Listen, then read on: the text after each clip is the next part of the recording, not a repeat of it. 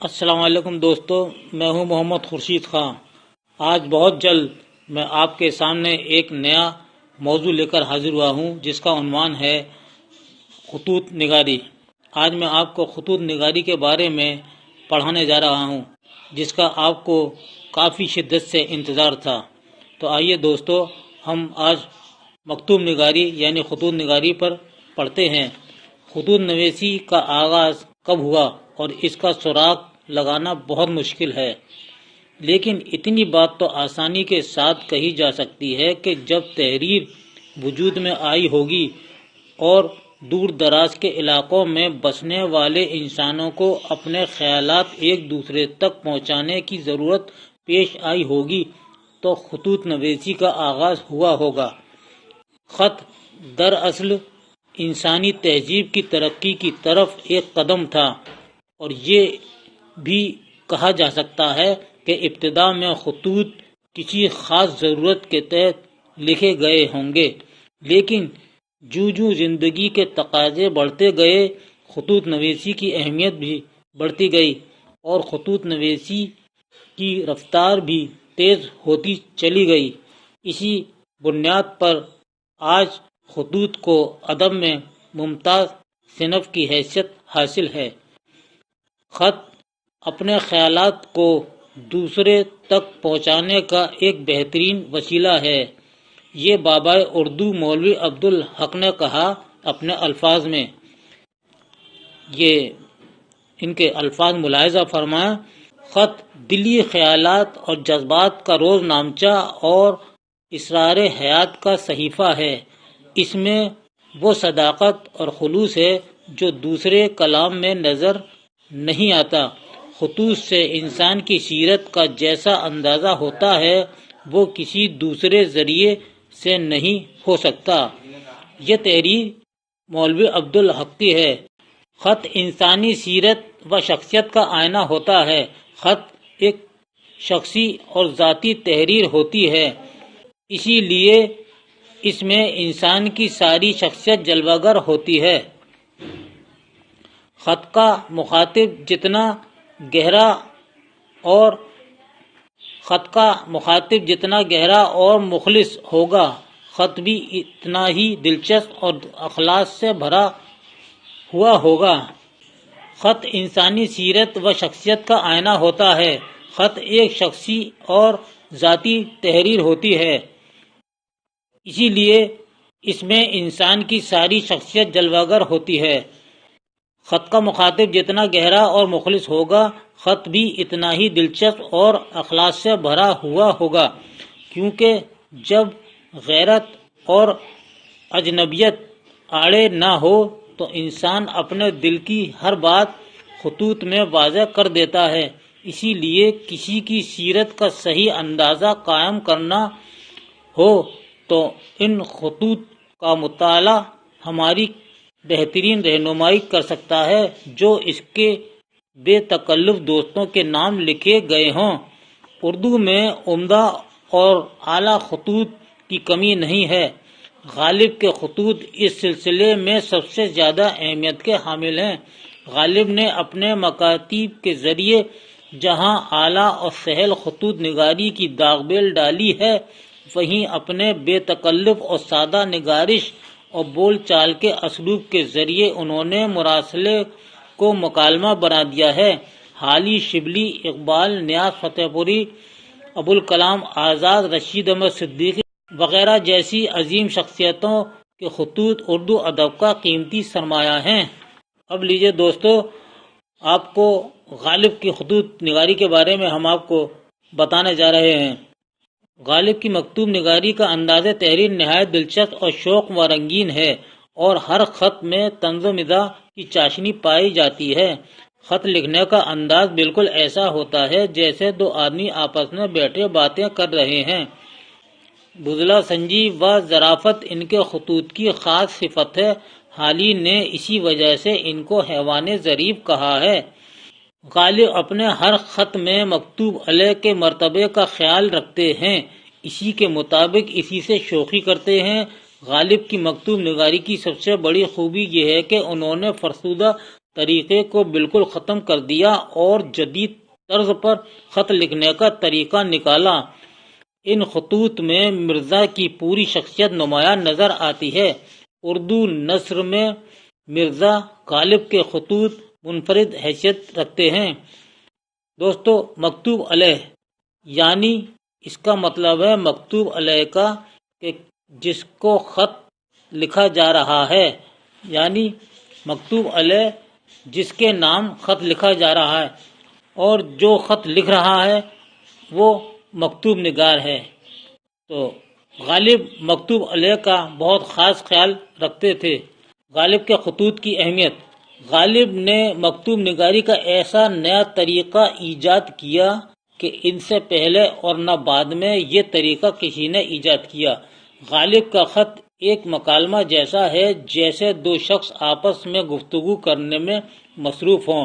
شوخی اور ظرافت ان کے ہر خط میں ہوتی ہے۔ اس سے تحریر میں نکھار اور دلچسپی پیدا ہو جاتی ہے۔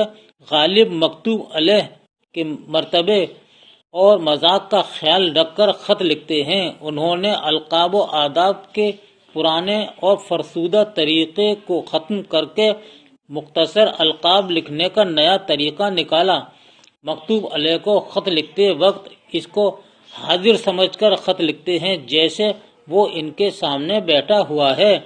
بے تکلفی، جدت و ندرت، انداز بیاں میں سلاست اور روانی اور نکتہ آفرینی، یہ سب باتیں غالب کے قد کو اونچا بناتی ہیں۔ غالب کے خط کی سب سے بڑی خوبی سادگی اور دلچسپ انداز بیان ہے۔ یہ ان کے خطوط کو نمایاں کرنے کے لیے کافی ہے۔ غالب کی تنہائی دور کرنے کا یہ ذریعہ بھی بڑی اہمیت رکھتا ہے۔ غالب اپنے دوست مرزا تفتح کو لکھتے ہیں۔ ایک نمونہ ہے یہ ان کے خط کا کہ کیوں صاحب روٹھے ہی رہو گے یا کبھی منو گے بھی، اور کسی طرح نہیں منتے تو جس کا خط آیا ہے میں نے جانا کہ وہ شخص تشریف لایا۔ اس خط کی تشریح ہم یوں کر سکتے ہیں کہ غالب مرزا تفتح کو لکھتے ہیں کہ میں نے کئی خط لکھے لیکن جواب نہیں آیا، آخر اس روٹھنے کی کیا وجہ ہے؟ کچھ تو بتائیے کہ خاموشی کی وجہ کیا ہے؟ خط کے آنے سے ایسا معلوم ہوتا ہے کہ جیسے وہ شخص مجھ سے ملنے آیا ہے، یعنی خط کا جواب کا انتظار وہ اتنی بے چینی سے کرتے تھے کہ جب خط کا جواب مل جاتا تھا کہ وہ سمجھتے تھے، غالب سمجھتے تھے کہ وہ میرا دوست سامنے آ گیا اور میں اس سے محو گفتگو ہوں۔ غالب صرف شاعری کی دنیا میں ہی اعلیٰ پایہ نہیں رکھتے بلکہ اردو نثر میں بھی صاحب طرز انشا پرداز کی حیثیت رکھتے ہیں۔ غالب کو ان کے خطوط کی وجہ سے اردو نثر میں بلند مقام حاصل ہوا ہے۔ غالب کے دور میں خط و کتابت فارسی میں کی جاتی تھی، جس میں خوب عبارت آرائی سے کام لیا جاتا تھا، یعنی مشکل الفاظ استعمال کیے جاتے تھے، جیسے کہ خط کسی نے لکھا، اپنے والد کو لکھا کہ جناب والد صاحب السلام علیکم، بعد آداب کے گزارش یہ ہے کہ میں خیریت سے ہوں، اور دیگر احوال یہ ہے کہ گھر میں بھی سب خیریت سے ہوں گے۔ تو یہ تمام طریقہ غالب نے ختم کر دیا اور نیا طریقہ ایجاد کیا، فوراً مطلب کی بات کہنا شروع کر دی۔ غالب کے خطوط کی زبان: غالب نے اپنے خطوط سے یہ ثابت کر دیا کہ سادہ نگاری کا ایک انداز ایسا بھی ہو سکتا ہے جس پر ہزار بناؤ سنگار نثار کیے جا سکتے ہیں۔ غالب نے خطوط لکھنے میں نیا پن اپنایا اور بلا تکلف بول چال کی زبان میں خط لکھنے شروع کیے۔ بڑے بڑے القاب و آداب کو نظر انداز کرے فوراً کام کی بات لکھنا شروع کر دی۔ مختصر القاب لکھا اور کبھی وہ بھی نہ لکھا۔ منشی ہر گوپال تفتح کے نام یوں خط شروع کرتے ہیں: کیوں صاحب روٹھے ہی رہو گے یا کبھی منو گے بھی؟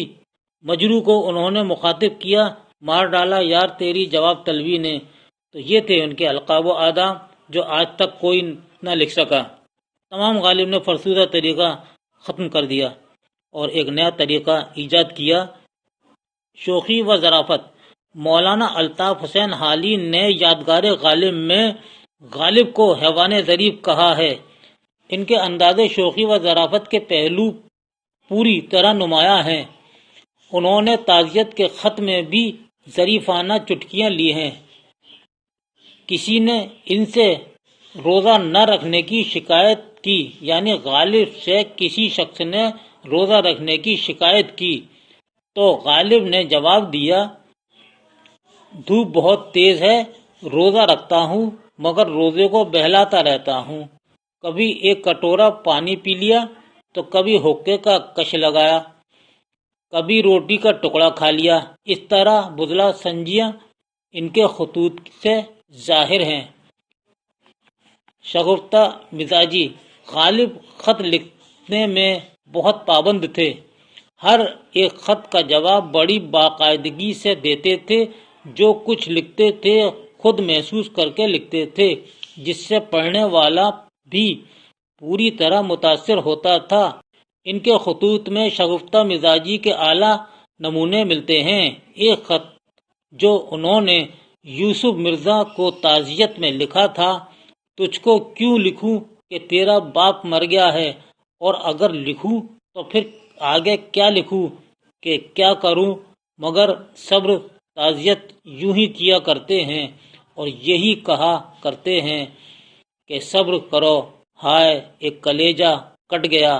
لوگ کہتے ہیں کہ تو نہ تڑپ، بھلا کیوں کر نہ تڑپے گا۔ مراسلے سے مکالمہ، غالب نے اپنے خطوط کو ایسا بیانیہ انداز دیا کہ جس سے ان کا مراسلہ مکالمہ معلوم ہوتا ہے، یعنی مراسلے اور مکالمہ کہ یہ ڈائلاگ، مراسلہ خط، مکالمہ ڈائلاگ، جس طرح ہم فلموں میں یا ناٹکوں میں اکثر ٹی وی پر دیکھتے ہیں، تو یہ جو آمنے سامنے بیٹھ کر مکالمے ہوتے ہیں، سنتے ہیں ایک دوسرے کے، وہی انداز آپ نے اپنے خطوط میں استعمال کیا۔ ان کے خط سے ایسا اندازہ ہوتا ہے جیسے دو شخص آپس میں باتیں کر رہے ہوں۔ غالب کے خط کی یہ اہم خصوصیت ہے، ان سے پہلے کسی نے اس انداز کا خط نہیں لکھا۔ اردو نثر میں غالب کے خطوط کی اہمیت زیادہ ہے، انہوں نے نثر کو ایک نئی جہت دی۔ غالب کے خطوط اردو ادب کا قیمتی سرمایہ ہیں۔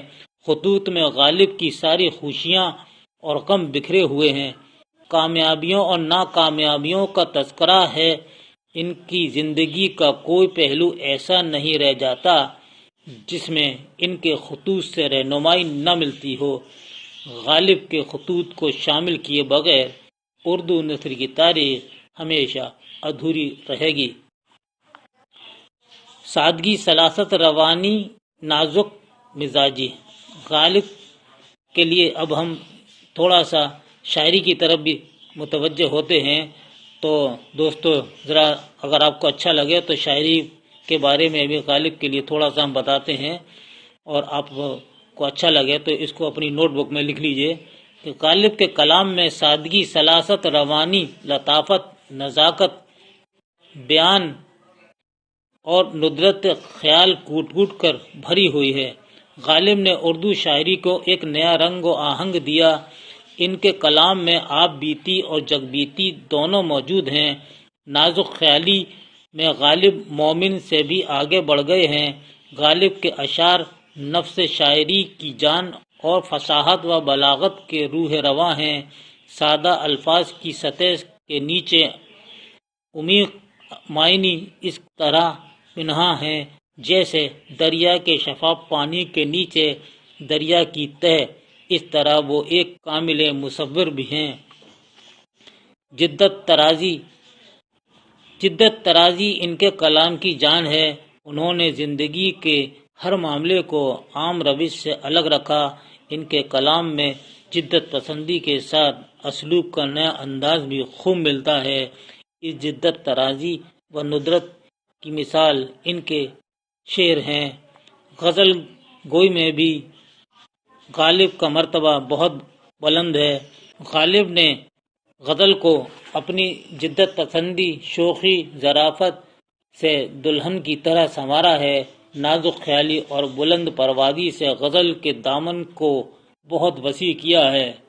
قادر الکلام غزل گو شاعروں میں غالب کی غزلیں اردو کا گراں قدر سرمایہ ہے۔ ان کا نمونہ کلام کعبہ کس منہ سے جاؤ گے غالب، کعبہ کس منہ سے جاؤ گے غالب، شرم تم کو مگر نہیں آتی۔ یہ مسائل تصوف، یہ تیرا بیان غالب، تجھے ہم ولی سمجھتے جو نباد خوار ہوتا۔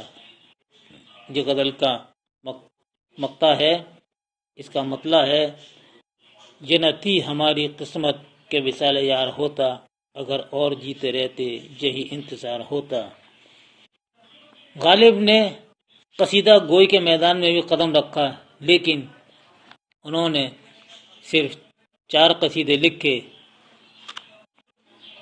غالب صرف خطوط نگاری یا غزل گوئی کی حیثیت سے ہی اردو ادب میں عظمت و مقبولیت کے حامل نہیں، بلکہ وہ ایک اچھے قصیدہ نگار بھی ہیں۔ انہوں نے اردو میں صرف 4 قصائد لکھے۔ 4 قصائد اردو ادب میں سنگ میل کا درجہ رکھتے ہیں۔ تشبیہ، گریز، مدح اور دعا ہی اجزائے نہایت خوش سلیقی سے ان کے قصائد میں ملتے ہیں۔ اختصار، سادگی اور روانی ان کے قصائد کے رموز ہیں۔ غالب کی تمام زندگی تنگ دستی اور پریشان حالی میں گزری۔ کچھ نوابوں کے درباروں سے وابستگی تھی، وظیفے مقرر تھے، مگر پھر بھی صرف 2 ہی قصائد بادشاہ بہادر شاہ ظفر کی شان میں کہے، باقی 2 منقبت قصیدہ ان کے مزاج کی چیز نہ تھی۔ تاہم قصائد میں جس خوبی کے ساتھ بہادر شاہ ظفر کی تعریف کی ہے وہ قابل داد تحسین ہے۔ منقبت میں غالب نے امتیاز حاصل کیا ہے۔ مدح میں غالب کے قصائد میں اختصار، برجستگی، جدت، روانی اور سنجیدگی ہے۔ مدح میں ممدوح کے جاہ و جلال، شجاعت، عدل و انصاف، تیر تلوار، گھوڑے، ہاتھی وغیرہ کی تعریف کی ہے۔ ذوق و سودا کی طرح ان کے یہاں مدح کو طول نہیں دیا گیا، لب و لہجے میں شان و شکوہ ہے۔ غالب نے قصیدے لکھے مگر انہوں نے مبالغے سے کام نہیں لیا۔ بہادر شاہ ظفر کی تعریف بھی ایک نئے انداز میں کی۔ بزم سلطانی ہوئی آراستہ، کعبہ امن و امان کا در کھلا۔ دوستو، یہ ابھی آپ نے غالب کی خطوط نگاری پہ سنا۔ اب ہم آپ کو خطوط کے مجموعوں کے بارے میں بتاتے ہیں۔ اب کچھ آپ کو خطوط کے مجموعے دکھاتے ہیں، انشاءاللہ یہ آپ کے کام میں آئیں گے۔ رجب علی بیگ سرور نے انشاء سرور کے نام سے خطوط کا مجموعہ لکھا۔ مرزا غالب نے عود ہندی کے عنوان سے پہلا خطوط کا مجموعہ لکھا جو 17 اکتوبر 1868 میں شائع ہوا۔ اردو معلیٰ غالب کا دوسرا مجموعہ ہے جو مارچ 1869 میں شائع ہوا۔ اس مجموعے کو ان کے شاگرد جواہر سنگھ جوہر نے غالب کے انتقال کے 19 دن بعد مرتب کر کے شائع کیا۔ غبار خاطر، یہ ابوالکلام آزاد کی مشہور کتاب ہے، یعنی غبار خاطر جو مولانا ابوالکلام آزاد کے خطوط کا مجموعہ ہے جو انہوں نے احمد نگر جیل کے قلعے میں لکھے تھے۔ کاروان خیال مولانا ابوالکلام آزاد کا دوسرے خطوط کا مجموعہ ہے۔ سجاد ظہیر نقوش زندہ کے نام سے خطوط کا مجموعہ شائع ہوا۔ علامہ اقبال کا مکاتب اقبال کے عنوان سے خطوط کا مجموعہ منظر عام پر آیا۔